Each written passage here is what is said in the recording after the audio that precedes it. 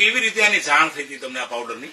મેં online video જોયો હતો. વિડીયો જોયો? પશુપાલકનો વિડીયો. અને પછી તમને એમ થયું કે મારા માટે કામનું? હા, મંગાવ્યું.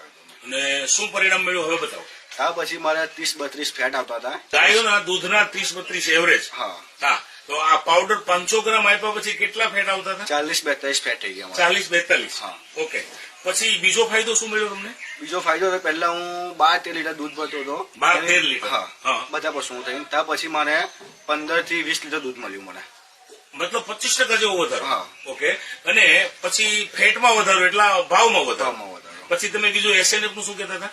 SNF માં બી વધારો મળ્યો. એમાં બી વધારો મળ્યો? તો બી ભાવ વધારો મળ્યો. પણ મહત્વની બાબત કે તમે તમારી આ ગાયની વાત કરો છો કે આ જે ગાય દોસ્તો આપણે જોઈ રહ્યા છીએ, આ ગાયને શું પ્રોબ્લેમ હતો એ વાત કરો તો જરા. આ ગાયને પ્રોબ્લેમ એવો હતો કે 2 વર્ષ લગી મને બંધાતી નથી.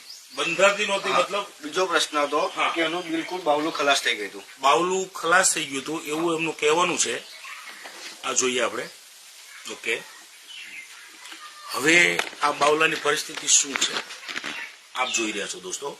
આ ગાય અત્યારે ગાભણ છે ને? હા, અત્યારે 15-20 દિવસમાં વાવવાની છે. 15-20 દિવસમાં એનું વેયાણ થવાનું છે. અચ્છા, હવે આ ગાયને શું પ્રોબ્લેમ હતો થોડું રિપીટ કરો. શું પ્રોબ્લેમ? એવું હતું કે સૌથી પહેલા એનું બાવલું ખલાસ થઈ ગયું. બાવલું ખલાસ થઈ ગયું તો એટલે બિલકુલ દૂધ નથી કાઢતી. 100 ગ્રામ બી દૂધ નહીં. ઓકે. એટલે મતલબ દૂધ આપવાનું જ બંધ કરી દીધું. તો આપણે તમે શું વિચારેલું છે?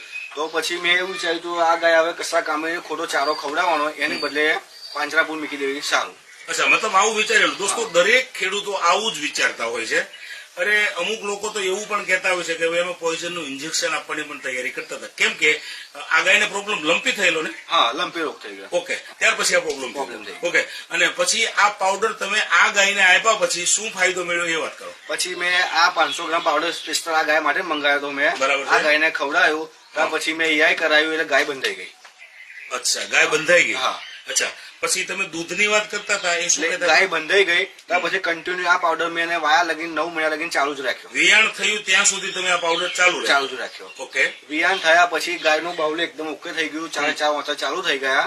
ત્યાર પછી એક ટાઈમનું 9 લીટર દૂધ કાઢી. એક ટાઈમનું 9 લીટર? 9 લીટર દૂધનો ભાવ કેટલો હોય? 35 રૂપિયા. 35 રૂપિયા એટલે કે 9 લીટર દૂધ 315 થાય છે, બરાબર છે? અને ગુણ્યા દિવસના 2 ટાઈમ ને? 2 ટાઈમ. તો એક દિવસનો ફાયદો થાય છે આપણે 630. કેટલા મહિના સુધી એમને દવા આપેલું? 7.5-8 મહિના લગી. 7.5-8 મહિના લગી. તો 630 ગુણ્યા મહિનાના 30 દિવસ, 630 ગુણ્યા 30 દિવસ એટલે કે 1 મહિનો 18,900. એને ગુણ્યા 8 મહિના સુધી તમે દોયેલું છે, બરોબર ને? 1,51,200 રૂપિયા, 1.5 લાખ રૂપિયાનો એક જ ગાયે તમને ફાયદો દૂધમાં આવ્યો. પછી ફેટમાં અને SNF માં વધારો, એ તમારી આવકમાં વધારો. પછી ડોક્ટરી ખર્ચમાં કેવું છે? ડોક્ટરી ખર્ચ પહેલા બહુ ખર્ચ કર્યો. આ પાવડર પછી બિલકુલ ડોક્ટરી ખર્ચ નહીં, ઝીરો. તો એક બચત થઈ ગઈ.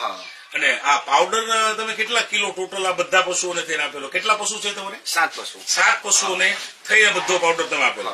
ટોટલ કેટલા કિલો આપેલો? 3-4 કિલો. 3 થી 4 કિલો.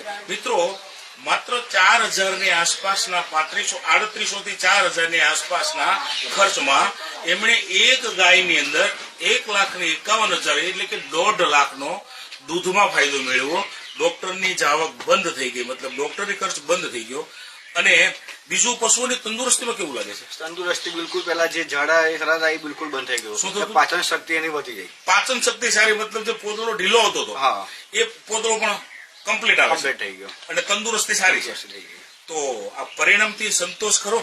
હા દોસ્તો, એના ચહેરા પર તમે જોઈ રહ્યા છો કે એક ગાયે જો 1,51,200 રૂપિયાનો વાર્ષિક વધારો આપેલો હોય તો આ ગાયને વેતર કેટલાનું છે? આ ગાય ત્રીજું વેતર આવવાની છે. ત્રીજું વેતર વિયાણ થવાનું, બરાબર ને? તો હજી એની લાઈફનો સારામાં સારો બેનિફિટ દૂધમાં અને ફેટમાં તમે મેળવી શકશો. દોસ્તો, અહીંયા અમે વિરામ લઈએ છીએ અને ફરી આવા જ કોઈ પ્રગતિશીલ ખેડૂત હોય. દોસ્તો, આ સંદેશમાં તમને કેવું લાગ્યું કે અમે જે સંદેશ આપ્યો કે આ ટોટલ 4,000 ની આસપાસના ખર્ચમાં એક જ ગાયમાં 1.5 લાખનો ફાયદો, તો બીજામાં પણ તમે સમજી શકો છો કે એમણે કીધું કે દૂધમાં 25% જેટલો વધારો મળ્યો અને ફેટમાં પણ વધારો મળ્યો એટલે આવકમાં વધારો મળ્યો અને આ ગાયનું એક નવજીવન છે. તો અહીંયા અમે વિરામ લઈને આવા જ પ્રગતિશીલ ખેડૂતને ફરી વખત પાછા મળશું અને એની મુલાકાત તમને વિડીયો દ્વારા કરાવશું. ઓકે, જય હિન્દ, જય ભારત.